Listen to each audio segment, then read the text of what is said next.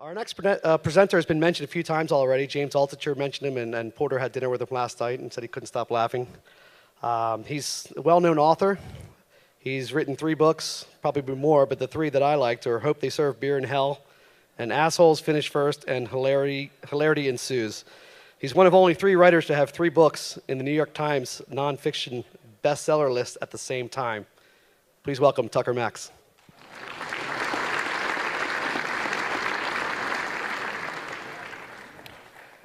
Awesome. Thank you, brother. You got me? Good? All right, so I'm here to talk about something that doesn't really have anything to do with my old books. No funny stories this time. Before I start this speech, let me see, who here, is anyone here, I'm sure there's some people, who here has written a book and published it? 1, 2, 3. James, you don't count. You're my friend. Put your hands down. So 2, 3, all right, maybe 5, 10 people. Who here wants to write a book and hasn't? Put your hands up. All right, substantially more people than have. All right, so why have you not written a book? You're not lazy. Come on, you made enough money to be in this room. You're not lazy. Unless you inherited it. It's a difficult, time-consuming process that really doesn't make any sense, right? All right, we're going to come back to that. Keep that in mind. Does anyone remember what photography used to be like? Like 20, 30 years ago? It's a huge pain in the ass, wasn't it? Does anyone remember dark rooms? Right, who developed their own film here? How insane was that? To be a photographer, you used to have to mix chemicals and then take an image and put it on a separate sheet of paper and put it in water. I showed this to someone who works for my company, and she's like 24, and she didn't believe that this is how photographs used to have to be taken.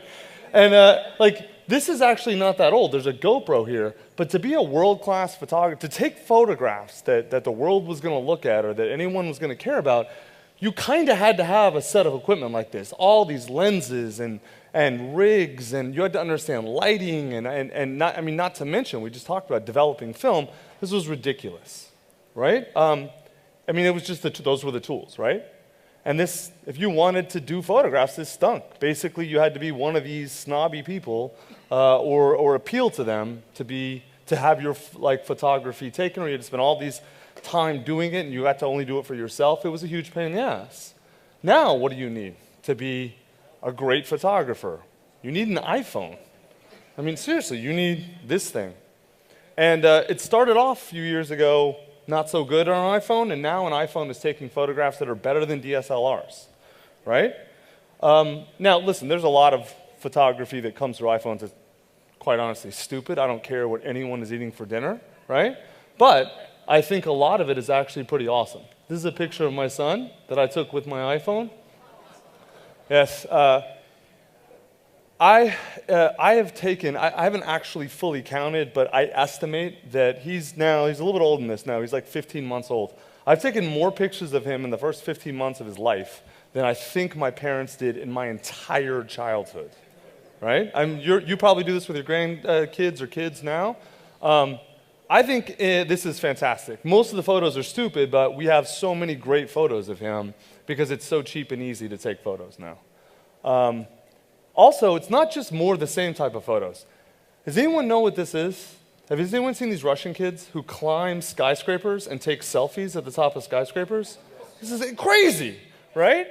But this is a whole new genre of photography that was basically impossible before the iPhone came along and now is blowing up the photographic world. I don't know, you could call these inspiring or insane, but they are something, no doubt. This is a brand new genre of photography. There's lots of others. Some are stupid, like we talked about, like, oh, here's the noodles I had for dinner. But some, I think, are amazing. And they're only possible because of the tools the tool is now super simple photography. So does anyone remember music? What music was like, to make 20 or 30 years ago? It was a huge pain in the ass. It was really hard. Maybe not quite as hard as photography, but if you wanted to be a serious musician, if you wanted to be anyone besides the guy who brings a guitar to a party, you had to essentially have money. You had to record your music in an expensive studio. You had to find someone to mix it and master it and press the discs and all these sorts of things was very, very difficult. To go from, I have good music, to I can share this music with the world, I can make money doing it. And this was not good. I don't know why my designer picked Elvis, because Elvis was a great musician, but I think her point was Elvis kind of got screwed by a lot of record labels. I think maybe that was her point. But the reality is, now, it's super easy to make music. Do you guys know why? What's changed? It's not, being a good musician is still hard, but the tools are much easier. You can kind of see right here. This is called Pro Tools. And Pro Tools has totally changed music. So essentially, all the expensive, difficult parts of music you can now do with one piece of software that I think might even, I don't think it comes on Macs, but it's like $100. And what's happened is that it's totally changed the way that music is made. First off, there's a lot more music. Now, whether you like country or you like rap, probably doesn't look like much of a rap crowd here, but you like any type of music, though, there's more of it now.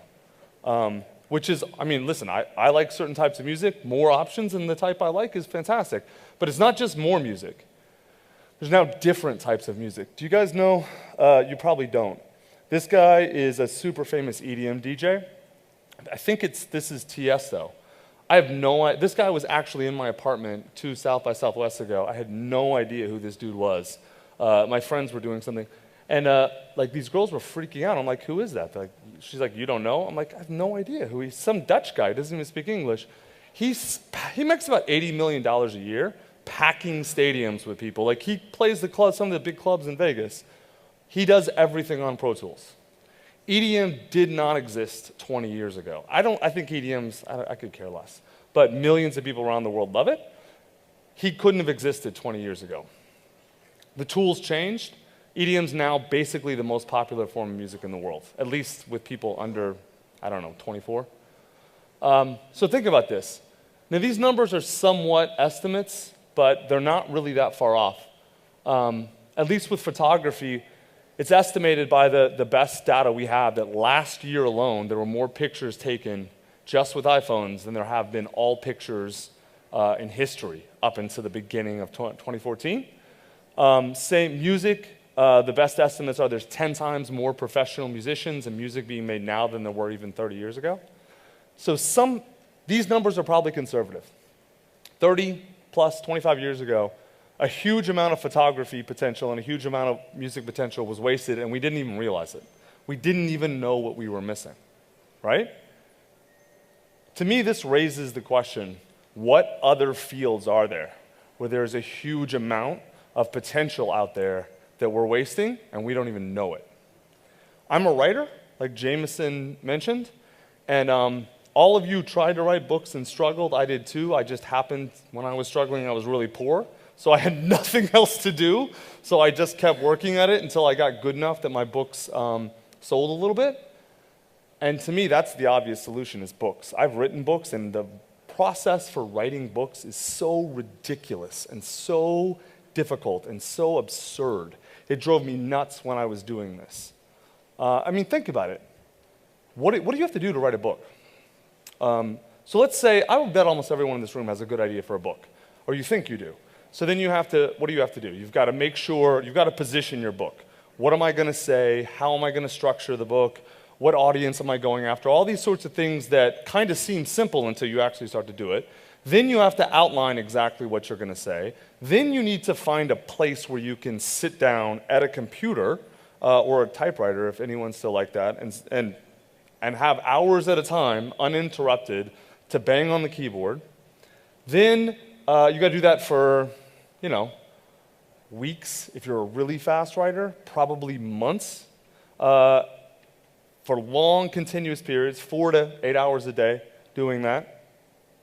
That gets you a manuscript, then you have to edit it. Then you have to publish it, and the publishing process is ridiculous. Even if you want to self-publish. Traditional publishing is its own sort of ridiculousness, and if you want to self-publish, that's all the things you have to do to do that are insane. It doesn't make any sense, right?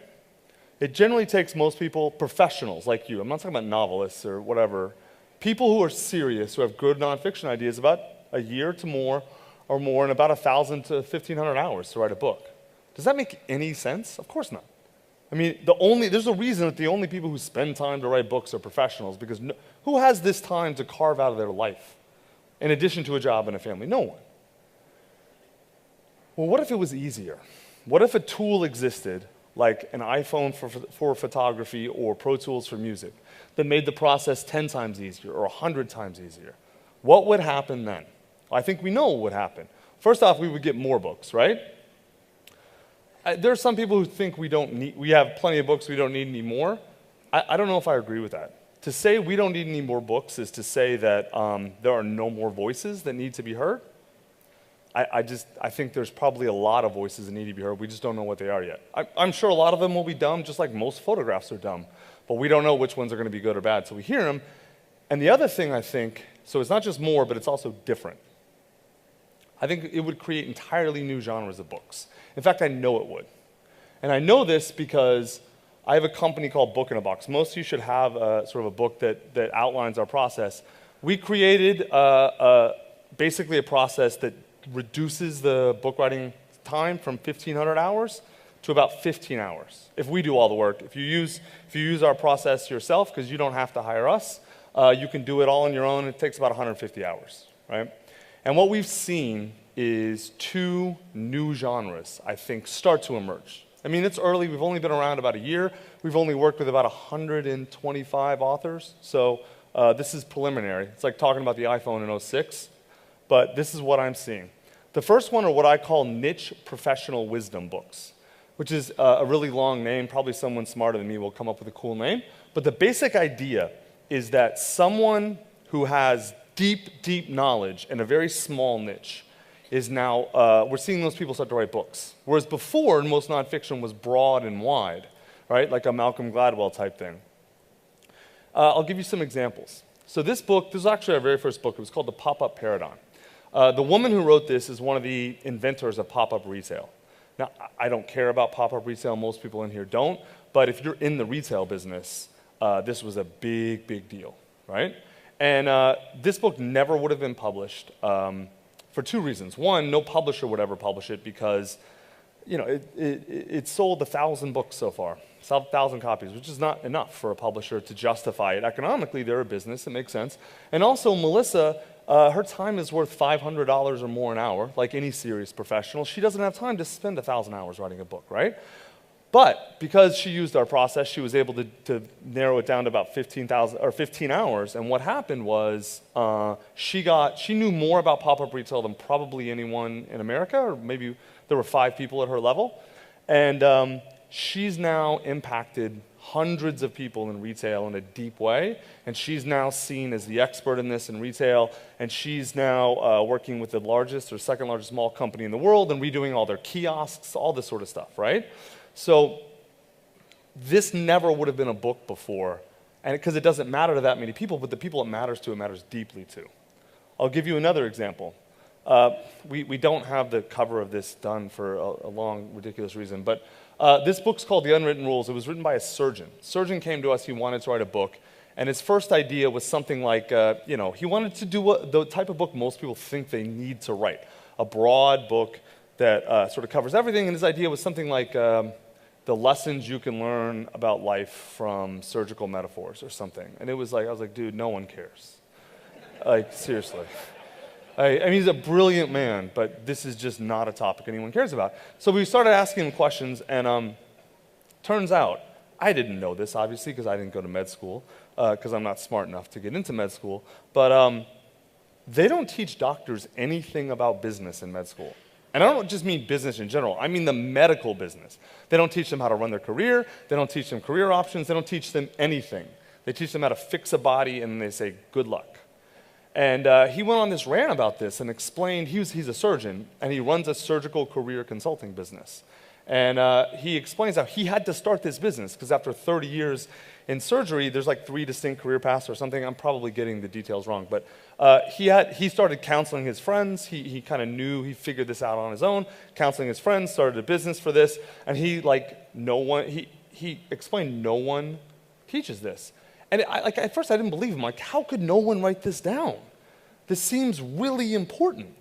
And he's like, well, you're right, that would be a great book, but then, it's kind of funny, he's like, there's only like 5,000 new surgeons a year, or whatever the number is, it's probably less. There's only a few thousand new surgeons each year, so like, that's a tiny audience. I started laughing. I was like, well, first off, 2,000 books a year forever is a great book, right? And also, if no one else has written this, that means every single surgeon is going to buy this, and you are now the godfather of surgical careers. And he's like, oh, yeah, I hadn't thought about that. Because our narrative around books is they have to be big. But when it's fast and quick and easy to write a book, the types of books, the types of wisdom that can go into books changes, just like with photography. So that book's coming out, I think, next month. There's another genre, I think, that's starting to emerge.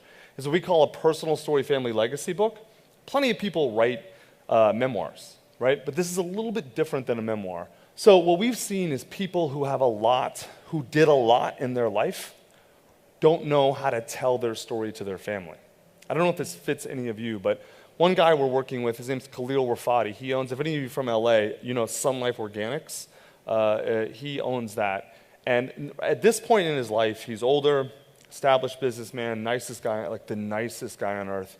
His wife is much younger. His friends now are people like, you know, famous celebrities, all that stuff. And this dude 10 years ago or 15 years ago was the most ridiculous, awful junkie you could ever imagine. He was like a serious, crazy drug addict. No one really knew this. He didn't lie. He didn't not tell people, but they just didn't realize. So he wanted to write a book mainly for his family, and we ended up doing that. He didn't think he was going to publish it. And it was so amazing. This guy, Anthony Kiedis, I don't know if any of you guys know who Red Hot Chili Peppers are. He's a friend of his, read it, loved it, asked not only to write the intro, but begged him to publish it. It was that good of a thing. So we're starting to see a lot, and it's coming out in a couple months too. We're starting to see a lot of this, is that people are telling their stories, which was, in a lot of ways, very difficult to do before, simply because the writing process just didn't make sense for a lot of people. But now, because it's quick, it's possible. So, all right, let's say books, here's what I'm telling you. Books are 10 to 100 times easier to write now and faster, more efficient. And new types of wisdom are being recorded into books. Okay, so what? What does this have to do with any of you? Well, Stansberry asked me to come give a speech about this technology or process, whatever you want to call it, because they feel like you're the audience that needs to hear about this. Here's the deal. If you think about this as books, you can think, well, who really cares? But think about, why do books exist? What's the real purpose of a book? What are those two things I just told you about have in common? The niche professional wisdom and sort of family legacy books. They're about transferring wisdom from one person to another, and in a broader sense, from one generation to another, right? And if you think about this, I mean, look in this room. I think 5 people had written books, and like 100 or more wanted to write them. So what happens, you're telling me that if that situation stays the same, 90 to 95% of the wisdom in this room is essentially going to be gone in 20 or 30 or 50 years, whenever we're all gone. It's gone, right? We're wasting the best wisdom, not just in this room, in the world. It's being lost because it's not recorded and it's not shared. So don't think about it like writing books. Think about it sharing wisdom, right? So I want to talk about sharing wisdom for a second, because I think a lot of times people don't understand why this matters. So the first reason that sharing wisdom matters is because it makes your life better, right? I mean, that's why we're all at this conference, right? To learn things, to learn some of the best wisdom from some of the best minds in financial advice and the various related fields. But when you share your wisdom, it makes your life better. So there's no better way, just as a simple example, there's no better way to establish yourself as an authority or the expert in your field than if you have a book. I mean, almost every single speaker I've seen over the last 2 days, the only thing that separates them from people who know as much of them but aren't on the stage is the fact that they have a book that says they're an expert. And you can read it and say, yeah, this person's really smart, I'm going to listen to them, right? There's no reason a lot of you probably can't get on stages at whatever conference would make sense for you if you have a book. So just as a general rule, whatever your professional goals are, books tend to advance them. The second reason I think sharing your wisdom is important is because it makes other people's lives better. We had one client who was convinced, he's like, yeah, like, I know some things, but I just don't think what I know matters to anybody.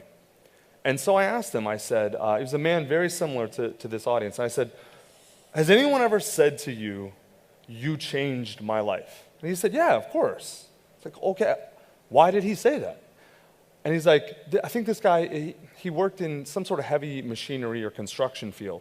And he's like, well, like the last 4 sort of right-hand men I've had in my business, I taught them my business, I trained them, I showed them everything about heavy machinery construction that there was to know. They all have their own businesses now, and they're doing great, and I'm really proud of that fact.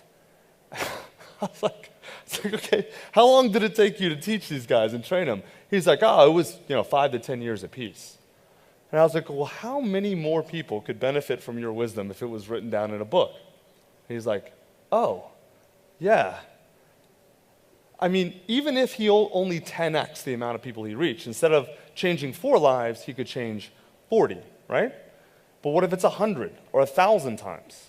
If he changes only 4,000 lives, why would he not do that? Were you guys here in the morning for the guy, Mitch, who's doing the robotic arms and stuff? It said the same thing, right? The exact same thing. You start with one person and solve their problem, and then see if it can apply to other people. I don't know of a better way for most of us. Listen, that man is far more extraordinary than me. I'm not flying to Africa to solve robotics problems with prosthetics. I'm not good enough, but I seriously doubt that this room could not turn out an immense amount of wisdom that could really change a lot of people's lives. Third reason I think sharing wisdom is important is because it makes your family's life better.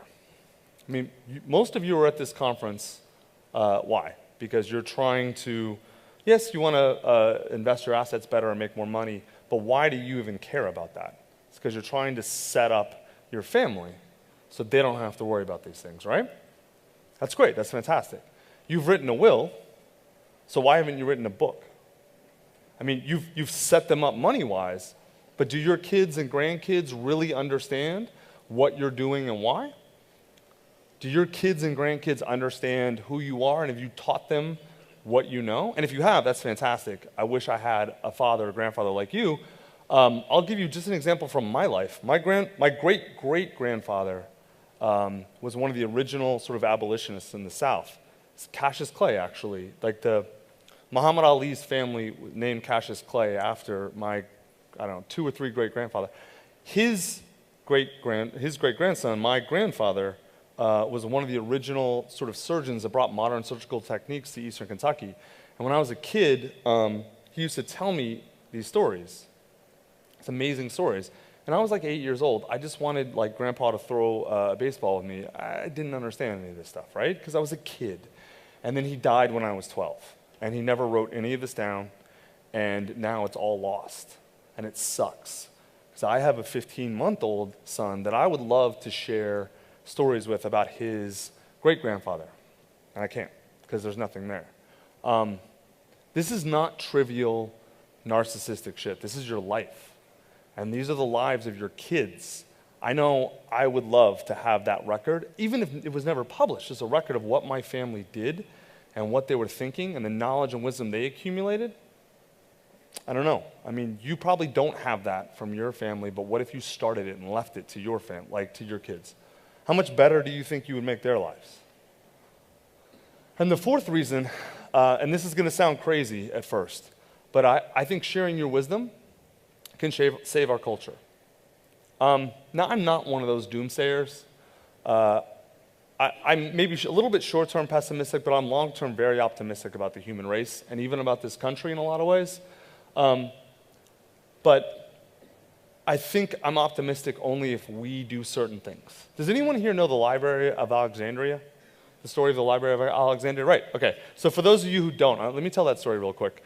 The Egyptians were a great learning scholarly culture, and they used to send scribes all around the world to record all of the knowledge and wisdom of different cultures. They were a writing culture, and there was almost no other writing cultures at the time.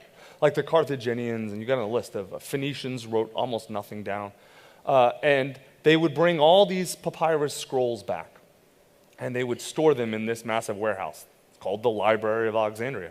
And it was one of the largest buildings in the world at the time, and it essentially, at its peak, housed basically all the wisdom and knowledge in the world. And then Cleopatra crossed Julius Caesar, and Caesar was not a man to be crossed, and he burned it to the ground. And the Egyptians fell, and then the Romans fell, and Europe was plunged into a dark ages. Do you know when we discovered how the Egyptians built the pyramids? It's about 30 years ago. They were built 5,000 years ago, because the only place it was written down was the Library of Alexandria. Do you know when we discovered how the Romans built aqueducts, like with the concrete they used and how they made the slope and all that stuff? We figured that out about 20 years ago. The only place it was written down that we know of was the Library of Alexandria. Because most of the knowledge and wisdom of the great cultures of antiquity were not written down, and the one place it was written down burned, we had to relearn everything.